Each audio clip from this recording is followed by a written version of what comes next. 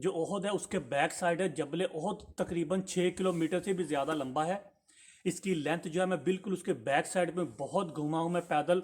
और यहाँ पे मैं एक ज़ियारत ढूंढ रहा था कि एक मेहराब थी, यानी पहाड़ों के अंदर से बारीक सा रास्ता था जिस पर आप सल्लल्लाहु अलैहि वसल्लम जो थे वो गुजरे। हज़रत अली करमल्लाहु वजहू आपके साथ थे, तो आप सल्लल्लाहु अलैहि वसल्लम ने एक पत्थर को दबाया तो उसमें से पानी निकलना शुरू हो गया, तो आपने उससे फिर अपने ज़ख़म धोए और जो है वो साफ़ किया, जो है खून जो मुबारक था अपने चेहरे से साफ़ किया।